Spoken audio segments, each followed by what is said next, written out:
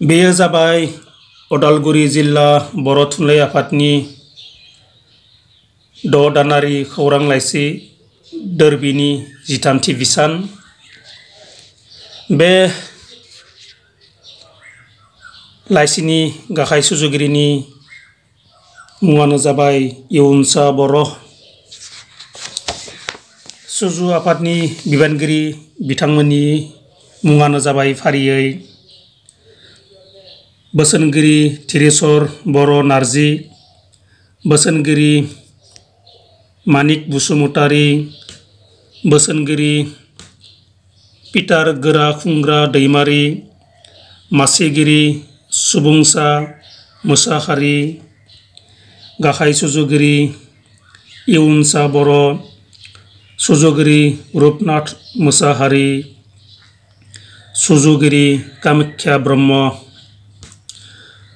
सुजुगिरि पद्म बसुमतारी, सुजुगिरि कार्तिक बसुमतारी आरो सुजुगिरि मगेन्द्र बर'। बे लाइसिखौ थांनाय 52थि बोसोरारि जथुम्मा उदालगुरि जिल्ला बर' थुनलाइ आफादआव फोसावनाय जादों। खालार 9, 10 आरो 11 जानुवारि 2025 थावनि दैमु नोगोर डिमाकुसि जिल्ला उदालगुरि BTR आसाम। बे लाइसिखौ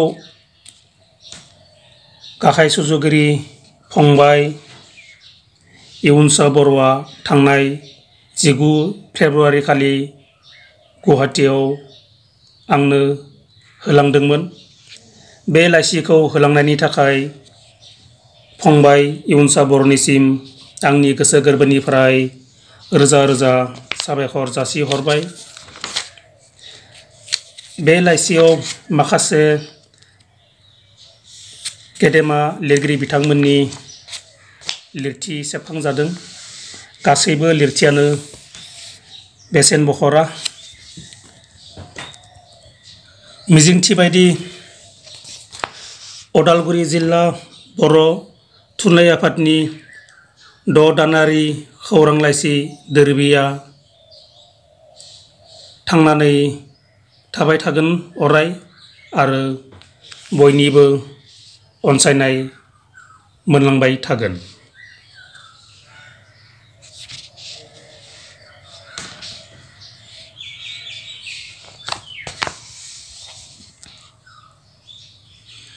बेयो जाबाय दोरबि 6 दानारि लाइसिनि नायखां बिलाइ।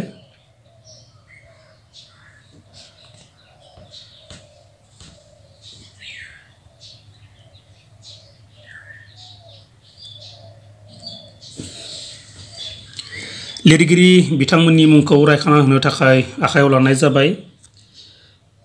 फारियै थिरेसर बर' नार्जि, नरेन बर', राजेन्द्र बसुमतारी, मगेन्द्र बर', कामाख्या ब्रह्म, समर सिंह बसुमतारी, रबिराम नार्जारी, कार्तिक बसुमतारी, पद्म बसुमतारी, खगेन दैमारी, पार्बती रामसियारी, M बर', अरबुश्री बसुमतारी, रन्जन नार्जारी, रुपनाथ मोसाहारि, मानिक बसुमतारी, बिपिन चन्द्र ब्रह्म, जयश्री बसुमतारी, सुमित्रा बर', सोरां बिबारसा बर', बासिराम बसुमतारी, चक्रधर ब्रह्म, पिटार गोरा खुंग्रा दैमारि, नीला हायनारि, शशि प्रभा बसुमतारी, बिजय शंकर बसुमतारी, अबिन्द्र कुमार मोसाहारि,